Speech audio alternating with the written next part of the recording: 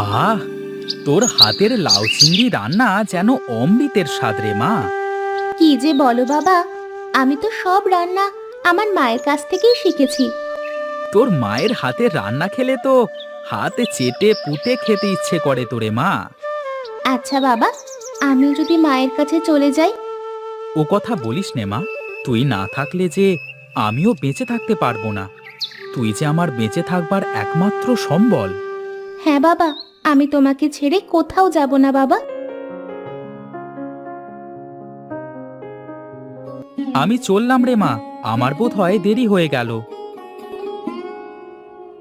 এই নাও বাবা, তোমার দুপুরের খাবার। ঠিক আছে রে মা, আমি এখন চলি। ঠিক আছে বাবা, সাবধানে যেও।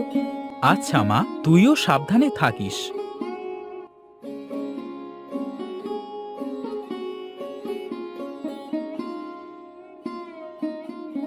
না, আজ বড্ড দেরি হয়ে গেছে। মালিক আজ বকাবকি শুরু না করে। আরে নিতাইদা, আরে রামু, তুই এখনো যাসনি রে? না দাদা, বাড়ি থেকে আসতে দেরি হয়ে গেল। একলা মানুষ কদিক সামলাবো বলো? হ্যাঁ রে, চল চল। আজ মনে হয় একটু বেশি দেরি করে ফেললাম। কি আর করবার, মালিককে বলবো এতটা পথ পাড়ি দিয়ে আসবো তো। আচ্ছা নিতাইদা, আগে বলো তো দেখি, আমার ছুটকি মা কেমন আছে? কি আর বলবো রে রামু, মা মরা মেয়েটা আমার সারা দিন বাড়িতে সব কাজ একা একা করে, কত কষ্ট করে।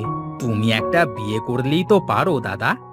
না রে রামু, আমি বিয়ে করলে হয়তো একটা বউ পাবো, কিন্তু আমার মেয়ের জন্য হয়তো মা পাবো না। ঠিকই বলেছো দাদা, এখন যা দিনকাল পড়েছে।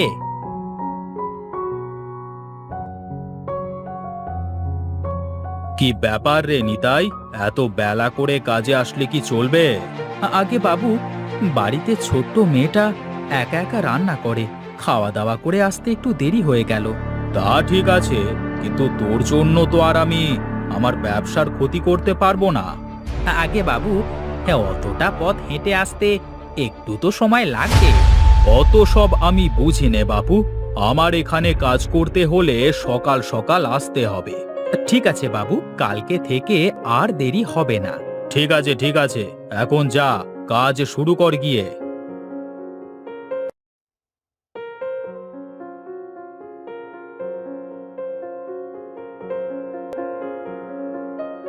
কিরে, তোরা দেখছি দাঁড়িয়ে যে, কাজে ফাঁকি দিচ্ছিস নাকি রে? আগে না বাবু, আসলে এত ভারী বস্তা টানতে টানতে একটু ক্লান্ত হয়ে গেছি, তাই একটু দাঁড়িয়ে বিশ্রাম নিচ্ছিলাম। এটা কেমন কথা রে? আমার কাছে কাজ করতে হলে এরকম করলে হবে না। নে নে, হাত পা চালিয়ে কাজ কর দেখি। না, এভাবে কাজ করেও মহাজনের মন পাওয়া যায় না। কি করলে যে মহাজন খুশি হবে? হ্যাঁ, মহাজনের মন খুশি করা আর রাবণকে সুরসুরি দিয়ে হাসানো একই কথা দাদা। হ্যাঁ রে রামু, যতই কাজ করি না কেন তার মন পাওয়া যাবে না।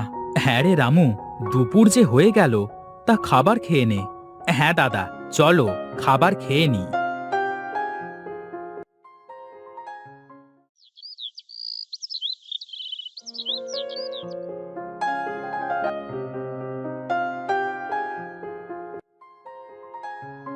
কিরে, আজ তো অনেক দেরি করে এসেছিস। কাল থেকে যদি দেরি হয় তাহলে আর কাজে আসবার দরকার নেই। ঠিক আছে বাবু, এখন আমাদের মজুরিটা দিয়ে দিলে আমরা যেতে পারি। এই নে, মজুরি নেওয়ার সময় তো দেরি করিস না, সেই তো আগে আগে এসে দাঁড়িয়ে থাকিস। আচ্ছা দাদা, আমার মনে হয় আমরা আর মহাজনের কাছে কাজ না করে নিজেরা কিছু করি। আমরা আর কি করব বল? মহাজনের কাছে যারা কাজ করে তাদের অনেকেই তো খাবার খাওয়ার জন্য সেই দূরে হোটেলে যায়। আমরা যদি মহাজনের ঘরের সামনের ওই জায়গাটায় একটা খাবারের হোটেল দিই, তা কথা মন্দ বলিসনি। তাহলে কিভাবে করা যায়? এখনো সব থাক, কালকে সকালে আমি তোমাদের বাড়িতে আসছি, তখন কথা হবে। আচ্ছা বাবা, তুমি রোজ মহাজনের কাছে গিয়ে কাজ করো, তোমার কষ্ট হয় না? কি আর করবো রে মা, গরিব মানুষ, কাজ করে তো খেতেই হবে। আচ্ছা বাবা, আমরা অন্য কিছু করতে পারি না? হ্যাঁ রে মা, তাই ভাবছি। আমাকে রামুও একই কথা বলছিল, কাল সকালে ও আসবে, দেখি কি বলে। ঠিক আছে বাবা।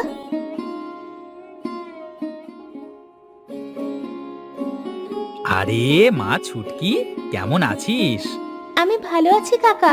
তুমি এই সকাল সকাল আমাদের বাড়িতে? হ্যাঁ রে মা, তোর বাবার সাথে কিছু কথা আছে। কোথায় সে? বাবা, ও বাবা, বাইরে এসো, দেখো কে এসেছে। আরে রামু যে, তা দাঁড়িয়ে কেন? আয় আয়, বারান্দায় বস। শোনো দাদা, আমি যে চিন্তে করেছি তাতে করে আমরাও একদিন মহাজনের থেকে বেশি টাকা উপার্জন করতে পারবো। তা কি পরিকল্পনা করলি একটু বল দেখি। মা ছুটকি, এইদিকে আয় তো মা। শোন মা, আমরা ভাবছি যে আমরা মহাজনের ঘরের সামনে একটা হোটেল দেব, আর হোটেলের নাম হবে ছুটকির চিংড়ির হোটেল। বাহ, আমার নামে হোটেল? হ্যাঁ রে মা, কারণ তোর হাতের চিংড়ির তরকারি যে একবার খাবে সে যে বারবার খেতে আসবে। সেটা ঠিক বলেছিস রামু, আমার ছুটকির হাতের রান্না তো বেশ। শোনো নিতাইদা, আমি আর তুমি সবাইকে খাওয়াবো, আর ছুটকি মা রান্না করবে। তাহলেই আমাদের আর কষ্ট করে মহাজনের কাছে কাজ করতে হবে না। ঠিক আছে, তাহলে আজ থেকেই কাজ শুরু করি, চল।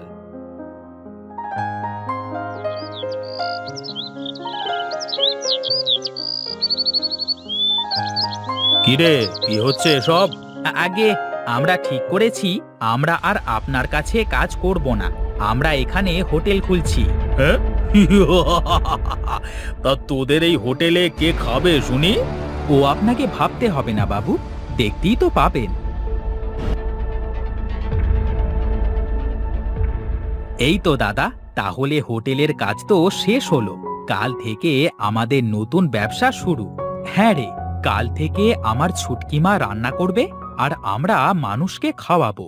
ঠিক আছে দাদা, চলো তাহলে এখন যাওয়া যাক।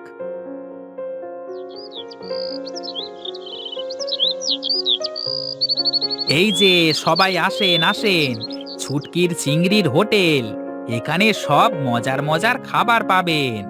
আসুন আসুন, বসুন সবাই। এখানে অনেক মজার মজার চিংড়ির তরকারি দিয়ে ভাত খেতে পাবেন।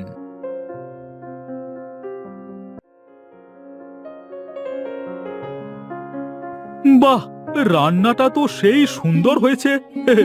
এত সুন্দর হাতের রান্না, আজ থেকে প্রতিদিন এখানেই খাবো। হ্যাঁ হ্যাঁ, এটা ছুটকির চিংড়ির হোটেল।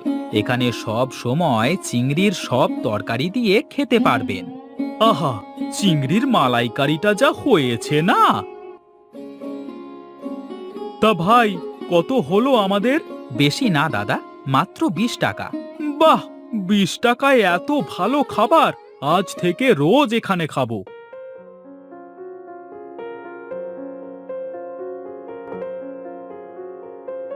বাহ বাহ, আজ তো বেশ ভালোই কেনা বেচা হলো দাদা। হ্যাঁ রে রামু, আমার ছুটকির হাতে জাদু আছে। এসব আমার মায়ের জন্য কাকা। আমি সব রান্না আমার মায়ের কাছ থেকে শিখেছি। তা বেশ, চল রামু, আজ বাড়িতে যাওয়া যাক, সব খাবার তো শেষ।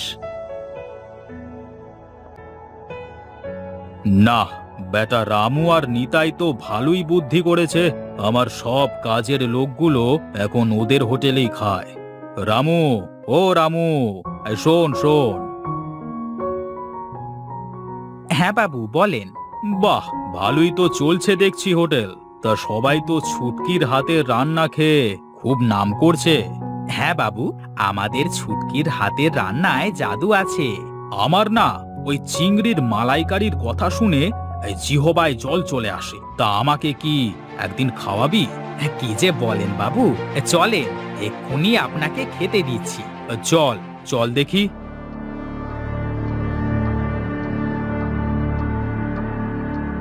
এ কি বাবু, আপনি এসেছেন আমার হোটেলে?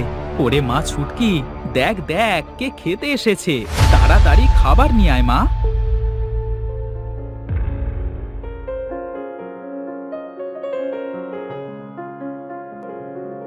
কেমন হয়েছে বাবু আমার রান্না?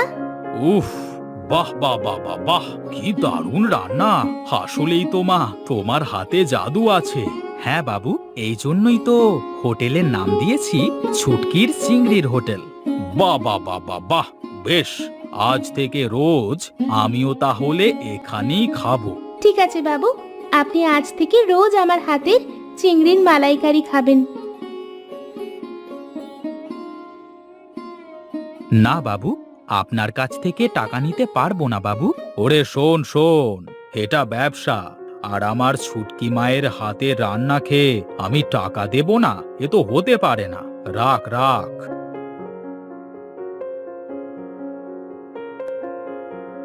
দেখেছো দাদা, মহাজনও আজ আমাদের হোটেলে এসে খেয়ে গেল। হ্যাঁ রে রামু, এই সবই তো আমার ছুটকি মায়ের জন্য।